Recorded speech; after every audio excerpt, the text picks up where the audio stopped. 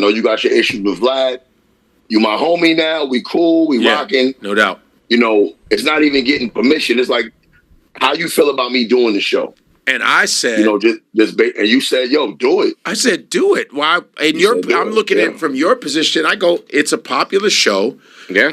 You know, the reason why I got on Vlad was like, I was loving the interviews. I was watching all these. I was like, I like this. I didn't know what his race was. I was like, I didn't know until recently. I was like, I want to do that. I want to do that show. So I had a hookup. And when I was at Sirius XM, hey man, you know, oh yeah, I can get you. We hooked up. Boom, boom, boom. You know, and we even have the same barber. Me and Vlad did. And I said, man, and when I got on there, I was having fun. I go, he knows why I'm on there. He's making money off us.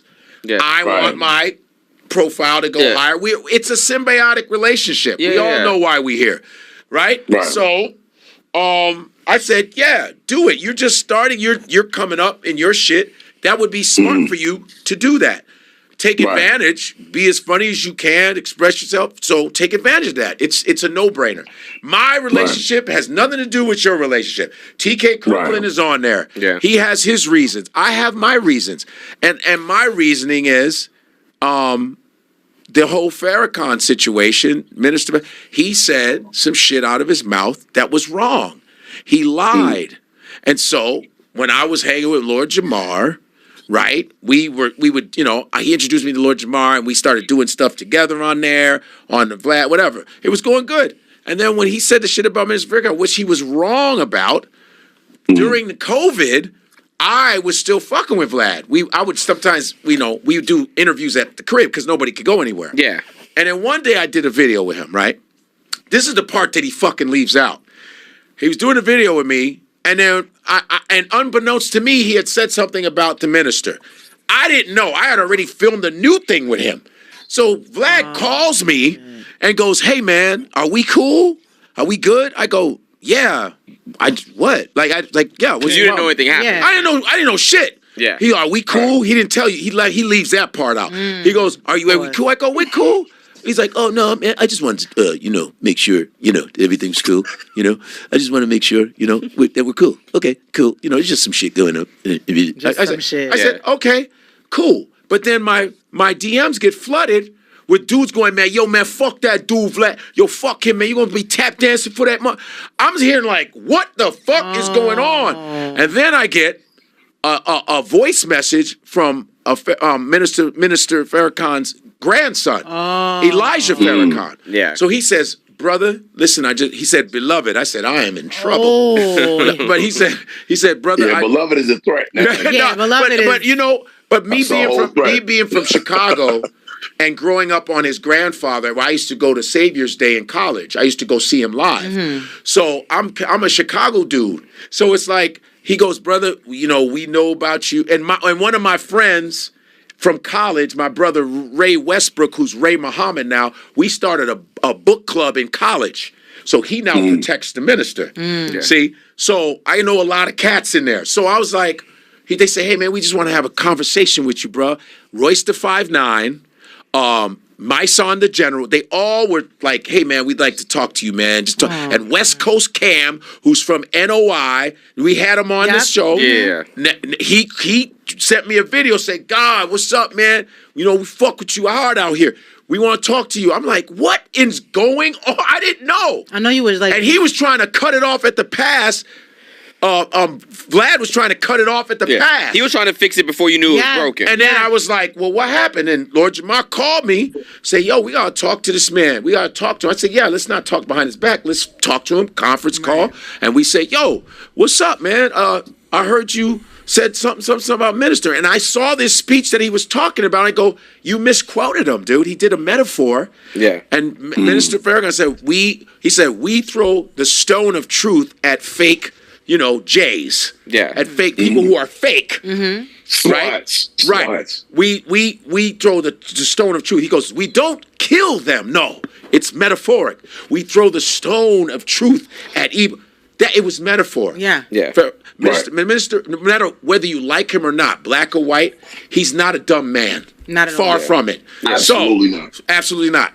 And so I said, wow, you misquoted him. I said, yo, you should you owe him an apology, you really do. He says, well, I sent out an apology. That sounded like an apology from a company. Yeah, that sounded like your PR. We here don't PR do these kinds wrote of a thing and then you signed it. It was bullshit. Yeah. And we were like, that's bullshit. And Jamar went harder on him and said, yo, how the fuck you wanted Nick Cannon to apologize to your people, which Nick did, and people were getting mad at Nick, going, Nick shouldn't have done that. I said, no, Nick should have done it because it's business. When I was on Wild 'N Out, do you know how many motherfuckers he hires that are black? The whole cast. This man has everything to lose. Yeah, he hires black writers, producers, makeup artists, costumes, his family, his brothers. I saw this shit. Over 30 episodes of Wild 'N Out. This man hires us, man. Yeah. And he hires other races. He should have said, I'm glad he did that, because he would have lost a lot of shit. So, and this is shout out to Nick Cannon, because Nick is dope as fuck, by the way. Just to let you know that. That's my man. And so, Nick apologized with the quickness, but you said what you said to one of the most powerful men in our community, whether you like it or not. But by the way, Mr. Farrakhan's from St. Kitts too. He's Caribbean also. Don't get it twisted. I did not know that. Yeah. So I was like, I said, and he said he was a calypso singer first. Eh? He's a master. His waves go to the side like that. Right. He's a master violinist. Oh, that's my favorite instrument. And really? What? Wow. Wait, I'll show you what he does. That. He's been doing it since he was 9 with his brother in Boston when he was Louis Walcott. Now, and then he changed his name to X. Then it was Farrakhan, and then he was one of the ministers behind Malcolm X when he came to New York City. You can even see Minister Farrakhan in the background when Malcolm X is talking. You can see a young Minister Farrakhan in the background in the 60s. Now, so I'm like, you have to apologize. And then he was like, hey, man, I'm not going to get bullied by you, blah, blah, blah. So basically, Jamar said, well, fuck it then. We're going to stand on our shit and blah, blah, blah. And I said, I got to go with him. I got to go with and then that was it. And so we never. So Lord Jamar was the one who even suggested He was the one that pushed it. Like I said, I was like, I said, boom, good. I got to go with that. I'm standing on that. And I'm like, I didn't hate Vlad. I just go, I'm not doing your show for moral reasons. And he never apologized? He never did until 5 years ago. This year, he went on Willie D's podcast, Willie D from the Ghetto Boys, who's my dude out of Houston. If you know the Ghetto Boys, he was like, he apologized. And I go, 5 years later? Yeah, it's corny. 5 years later? Right. That's how long it took you, but Nick Cannon did it within minutes? In seconds. But 5 years later, that's the respect you have for black people. 5 years later, I thought it was bullshit. That is bullshit. That's just to me. Because it's not a sincere apology. To me, it's not. So he goes, well, now that I look at it, no. It was a real simple thing you could have done. Yeah, it plain took you and 5 simple. years to look at a mistake. And maybe things would have been different at this point, but you decided the window was there, and 5 years later. So I was like, no, fuck that, And then, of course, just with shit going on, me and Jamar were fine until like that flat Earth thing happened with Dave and the flat Earth bullshit. He's mad that I don't talk about that. What? That's one of the absolute funniest things I've ever seen in my life, bro. I was talking about Godfrey came on the show and on my show, and I brought it up and I said, listen, there's nothing funnier than a person who stands solid on their beliefs. Yeah. And then when they lose on their beliefs, they resort to violence, bro. Yeah. To see Jamal crashing out is hilarious. It reminds me of his character on Oz that died from eating eggs. Y'all saw that shit? You ever seen him on Oz? No, I never. I remember he was on Oz. When I was, he was on Oz. He was a big character on there. And did he do butt naked shit? No. Bro, it was embarrassing, by the way. I saw it today and I was like, damn, man. What did he do? He was butt. He got butt ass. Whoa. Was he doing what? No homo, but was he smashing another dude? No. He didn't do nothing like that, but he actually was butt ass, bro. Like was a shower? Like I would at least like let a girl get me warmed up before. I wouldn't have went out there medium. I wouldn't have went out there like that. Well, I mean, at this point, you see what he does for money. So well, the check might have been. He's had several embarrassing moments. Like, he went on Vlad with the bad Jordans. He had the Mexican Jordans on. Oh, wow. And he got called out about that. And then when he went back the second time, he had an even worse pair of Jordans on. This is recently. Oh, yeah. Damn, Jamar. I saw that video. He wore the Mexican Jordans on the first one. And then he went back with the clearance rack 6s. Like, he had the wrong color, like the pair, the back to school specials. Right. That's what he had on. And I said, damn, Jamar, you're not making your case any better, bro. Right. So he's been taking some L's. So and my thing is, like, I know he's been going to different people. After that, Jamar got mad at me and then he said, you my friend, right? Blah, blah, blah, blah. And then he would go on other podcasts saying, he's not my friend. And I was like, but you said I was your friend. Why they got to show the why? No, let me see the Jay. Why y'all show it? Why? The haze, because is it Jay ha in Spanish? The haze? Yeah. You see the haze? Oh, those not the Mexican ones. Those are the second ones he went on there with. He thought he did better the second time, but I actually spoke to Vlad. And I told Vlad, I said, yo, those Jordans is trash, too. So he didn't do a good job on the comeback. So he is a sneakerhead. Yeah, he's a sneakerhead. That's how I asked earlier. So I'm going to run all my sneakers by you, sir. I don't want to get... They used to violate me in middle school. I just fly shit. I'm not a sneakerhead, though, like, at all. I'm going to send you a picture of my sneakers. Just let me know what I should throw into the fire. Okay. I got you. But my thing is, I was like, I just noticed, he said, oh, Godfrey is going to go back to Vlad. Watch, he's going to go like a good boy and go back to Vlad. That's what Jamar said to me. And then he ends up... The elbows are a little ashy. Okay. Oh, really? Oh, he ends up going back to Vlad himself. So I'm just that was crazy.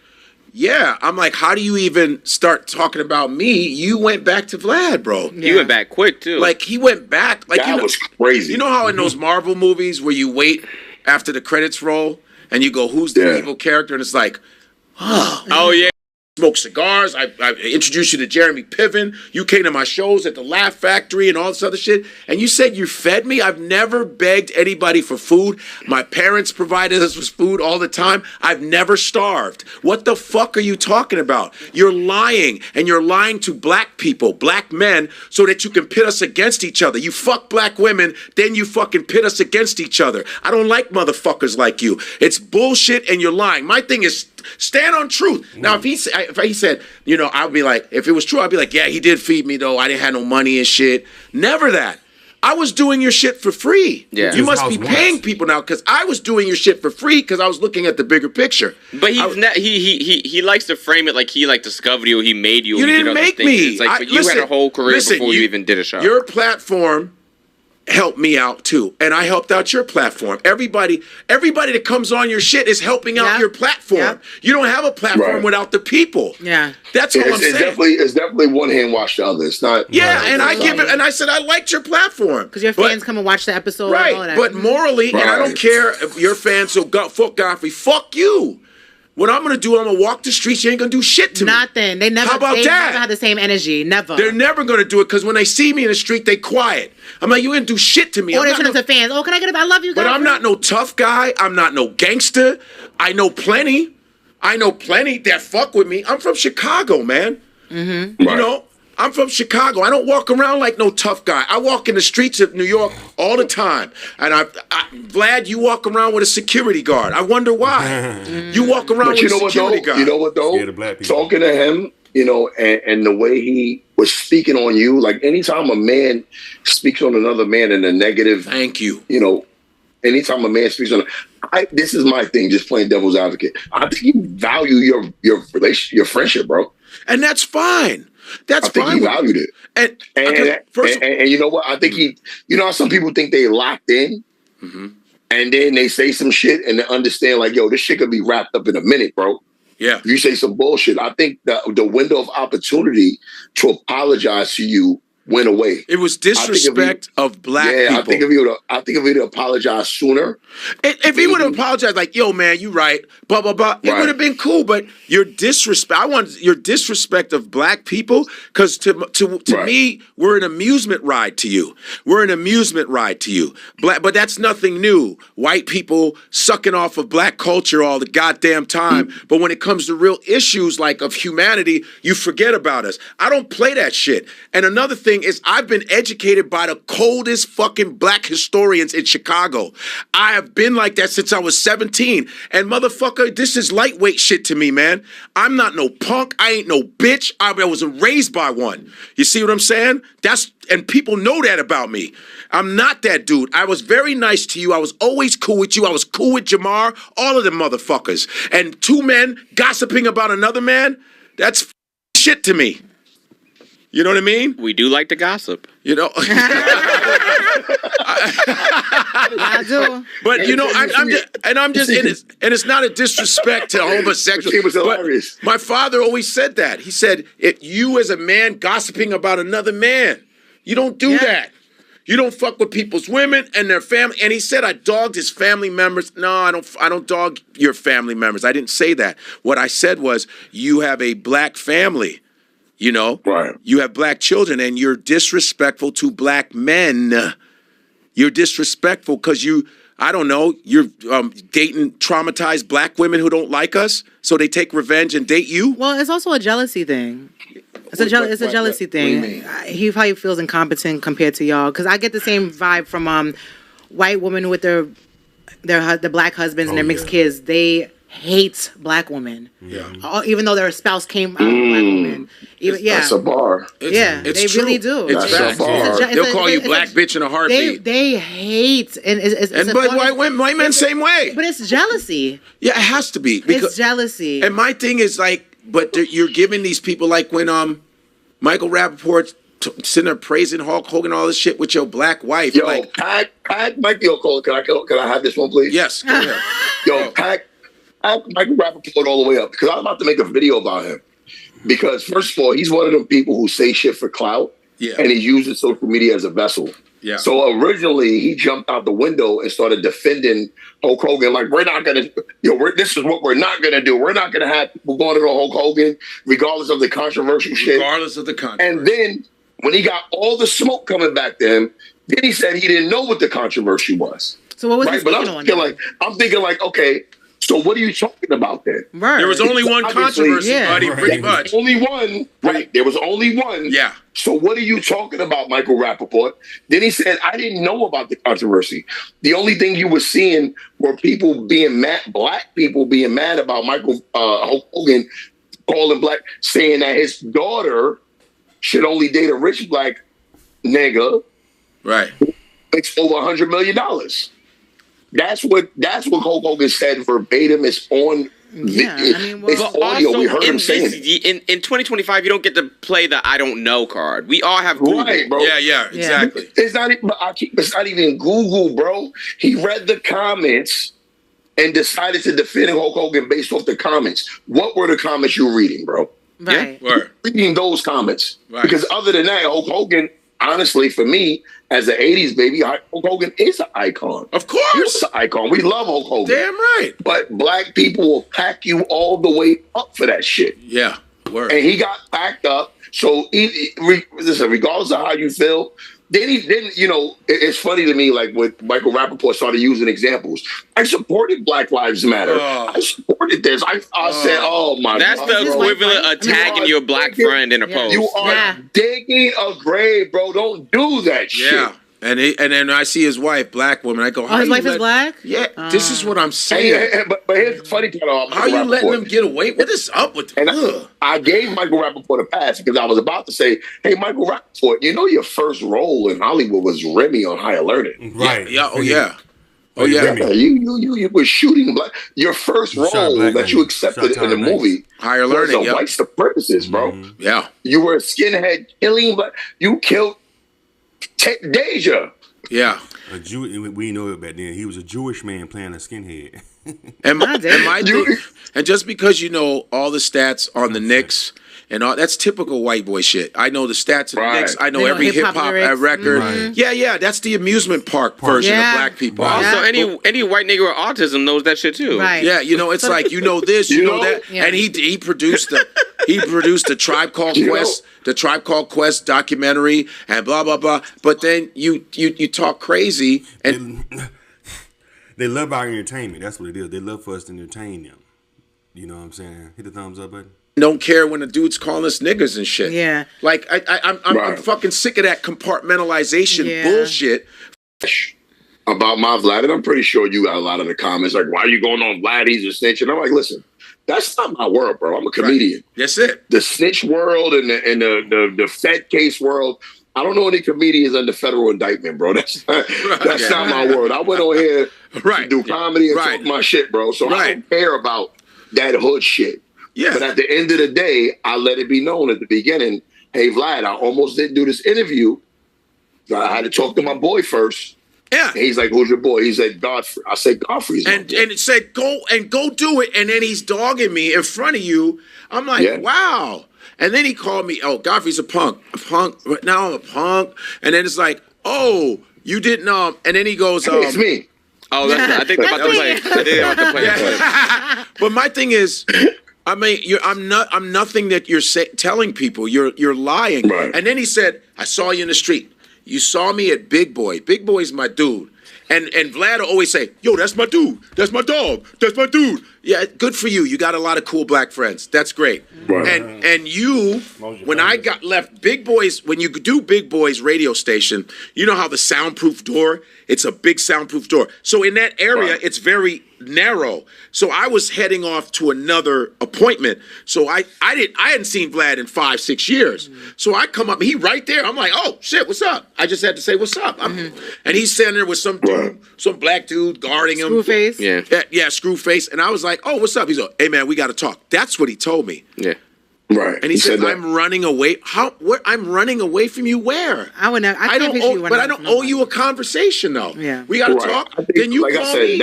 I don't got to. That's what I gathered, but that's what I gathered from talking to him.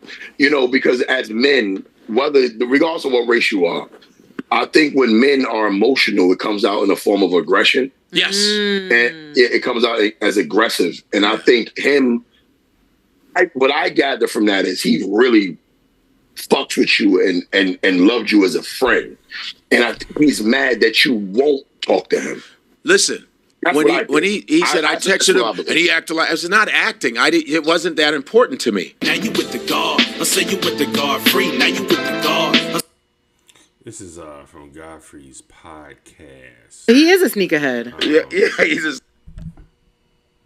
I don't know who this brother is he's talking to. Feeling like I guess he's a comedian, fellow comedian. He looks kind of young, so maybe he might be up and coming. I know this young lady right here, Eva. I forgot her name, Eva something. She's like in her 30s, so he's like up and coming comedians that Godfrey puts on his podcast. Even this guy here, he's an up and coming comedian that opens for Godfrey. I've seen him I've seen Godfrey out here in L.A. I've seen him about twice, and this guy opened up for him one time. I think his name is Akeem. So that's good that Godfrey is helping out young comedians, giving them some shine. This brother is young, you know what I'm saying? But yeah, Vlad, I believe that Godfrey hit that round the nose though. Most of these white folks, they know Michael Jordan's whole career. Every jump shot he made, they know Kobe Bryant's whole career. They know LeBron James' whole stats.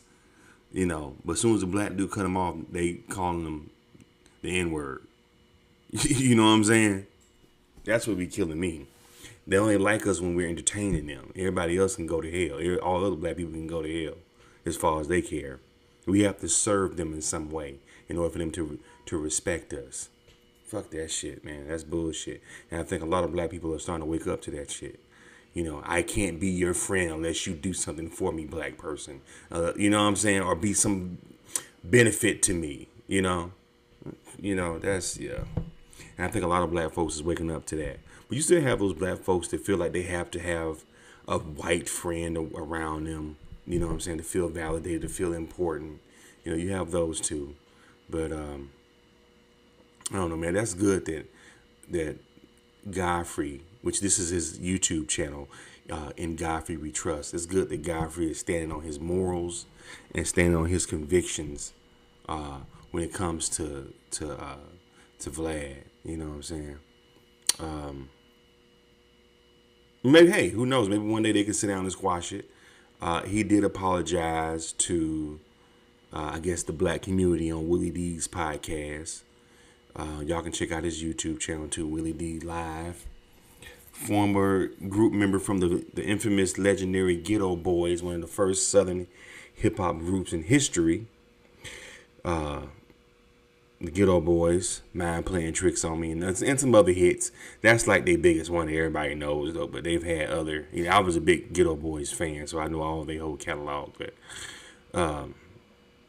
yeah. So I don't know. Anyway, yeah, that's good that Godfrey is standing on business, man. You have to respect that he's standing on business. Anyway, what do y'all think about this video, man? Leave your comments and subscribe to Charles and Israel. Hit the thumbs up button.